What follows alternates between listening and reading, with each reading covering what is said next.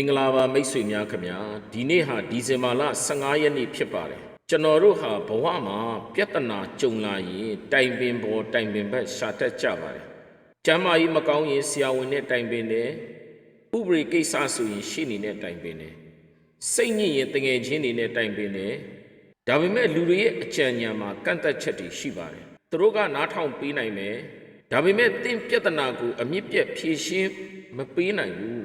ဒီနေ့မနေ့မှာတင့်ကိုအကြံပေးရုံတမကပြဿနာကိုပါလက်တွေ့ဖြေရှင်းပေးနိုင်တဲ့အတိုင်ပင်ခံတဦးနဲ့မိတ်ဆက်ပေးခြင်းပါတယ်သူ့နာမည်ကတော့အံ့ဩဖွယ်ရာအတိုင်ပင်ခံဖြစ်တဲ့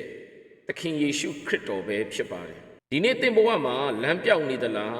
ဘာဆုံးဖြတ်ရမှန်းမသိဖြစ်နေသလားဒီနှုတ်ကပတ်တော်ကတင့်အတွက်အဖြေဖြစ်ပါတယ်ဟေရှာယအနာဂတိကျမ်းခန်းကြီး9အငယ်6ထဲမှာသခင်ခရစ်တော်ရဲ့နာမည်ကိုအံ့ဩဖွယ်လို့စဖွင့်ထားတယ်လူအတိုင်ပင်ခံတွေကတင့်ကိုအကြံပဲပေးနိုင်တယ်နမိတ်လက္ခဏာမလုပ်ပေးနိုင်ဘူးဆရာဝန်ကဆေးတောက်ပါလို့ပဲအကြံပေးနိုင်တယ်ယောဂါကိုအံ့ဖွယ်နီးနဲ့မပြောက်စီနိုင်ဘူးဘဏ်မန်နေဂျာကငွေချေးယူပါလို့အကြံပေးနိုင်တယ်မရှိတာကိုရှိအောင်မဖန်တီးပေးနိုင်ဘူးဒါပေမဲ့သခင်ယေရှုခရစ်တော်ကတော့ရိုးရိုးအတိုင်ပင်ခံမဟုတ်ပါဘူးအံ့ဩဖွယ်ရာအတိုင်ပင်ခံဖြစ်ပါတယ်သူ့ရဲ့အကြံဉာဏ်တွေကတဘာဝလုံးဖြစ်ပါတယ်ငါဖန်သမားပေတရုတညလုံးငါမရတဲ့အခါသခင်ယေရှုကပိုက်ကွင်ကိုညာဘက်မှာပြစ်ချလိုက်လို့အကြံပေးတယ်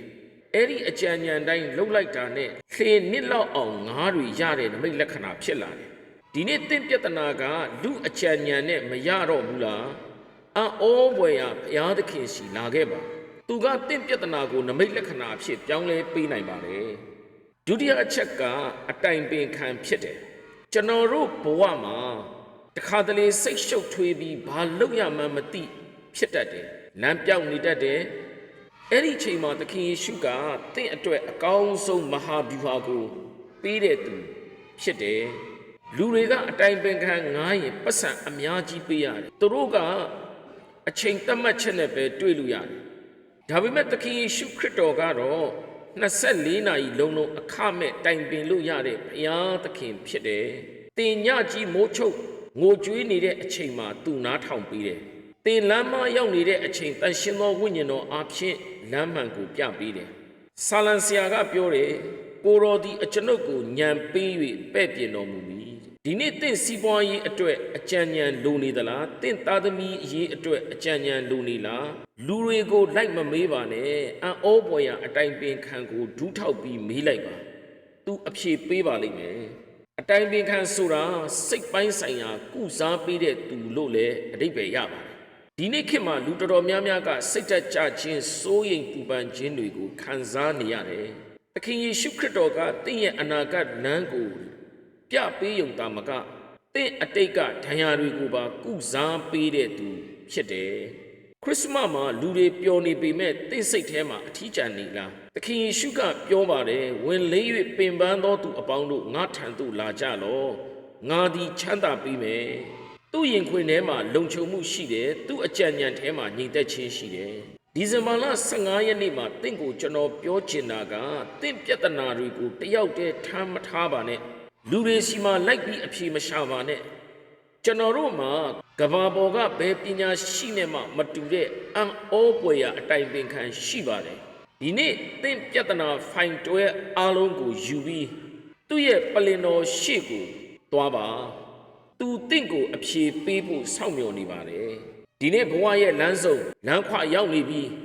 ဘယ်လမ်းကိုရွေးရမှန်းမသိဝေခွဲမရဖြစ်နေသူတွေရှိလားစိတ်နှလုံးပူပန်ပြီးဘသူကိုရင်ဖွင့်ရမှန်းမသိတဲ့သူတွေရှိလားသခင်ယေရှုကတင့်ရဲ့အတိုင်ပင်ခံဖြစ်ပါတယ်ဒီနေ့ဘုရားသခင်ရှိကအံ့ဩဖွယ်ရာလမ်းပြမှုနဲ့ဉာဏ်ပညာကိုလိုချင်ရင်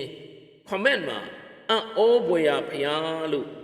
ရေးခဲ့ပါတင့်အတွက်ဉာဏ်ပညာရဖို့ကျွန်တော်ဆုတောင်းပေးမယ်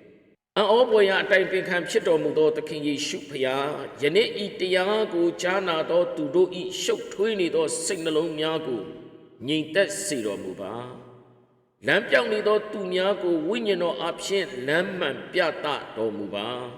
သခင်ယေရှုနာမ၌အမိန့်ပေးတယ်မှားယွင်းသောဆုံးဖြတ်ချက်များစိတ်တက်ကြခြင်းများ စိုးရင်ခြင်းများထွက်သွားစေကိုယ်တော်၏အံ့ဩဖွယ်ရာဉာဏ်ပညာသည်သူတို့၏စီးပွားရေးမိသားစုရေးနှင့်အနာဂတ်ပေါ်သို့တက်ရောက်ပါစေလူဉာဏ်ဖြင့်ဖြေရှင်း၍မရသောပြဿနာများကိုနမိတ်လက္ခဏာအားဖြင့်ဖြေရှင်းပေးတော်မူပါသခင်ယေရှုခရစ်တော်၏နာမတော်မြတ်၌ဆုတောင်းကိုးကွယ်ပါ၏အဖဖရာအာမင်